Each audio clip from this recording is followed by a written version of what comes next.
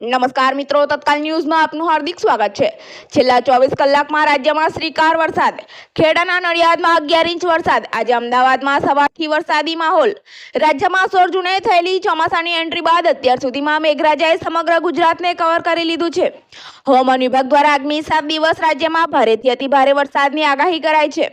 રાજ્યમાં upper cyclonic circulation system સક્રિય થઈ છે અને ટ્રફ લાઇન પણ પસાર થઈ રહી છે। એ સિવાય વેલમાર્ક લો પ્રેશર સિસ્ટમ સક્રિય થવાથી રાજ્યમાં સાર્વત્રિક ભારે વરસાદની આગાહી કરવામાં આવી છે। આગામી 5 દિવસ 30 થી 40 કિલોમીટર પ્રતિ કલાકની ઝડપે પવન ફૂંકાશે। ગાજવીજ સાથે વરસાદની શક્યતા છે। 5 દિવસ માછીમારોને દરિયો ન ખેડવા સૂચના આપવામાં આવી છે। આ દરમિયાન ઉપરવાસમાંથી ભારે વરસાદથી પાણીની આવક વધતા ધરોઈ ડેમના દરવાજા ખોલવા પડે એવી સ્થિતિ સર્જાઈ છે।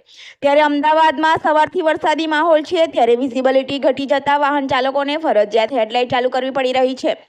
છેલ્લા 24 કલાકમાં રાજ્યના 198 તાલુકાઓમાં વરસાદ નોંધાયો હતો, જેમાં ખેડાના નડિયાદમાં 11 ઇંચ, અમદાવાદના દસક્રોઈમાં 10 ઇંચ, ખેડાના અમદાવાદમાં 9 ઇંચ અને માતરમાં 8 ઇંચ વરસાદ ખાબક્યો હતો। સમગ્ર ખેડા જિલ્લામાં 3 ઇંચથી લઈને 11 ઇંચ સુધી વરસાદ ખાબક્યો હતો।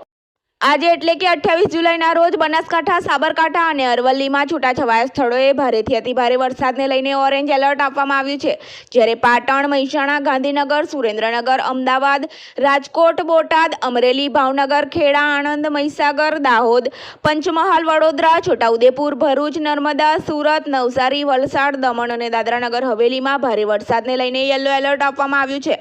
આવા તત્કાલ ન્યૂઝને જોવા અને સાંભળવા અમારી ન્યૂઝ ચેનલને લાઇક, સબસ્ક્રાઇબ, શેર કરો। ધન્યવાદ।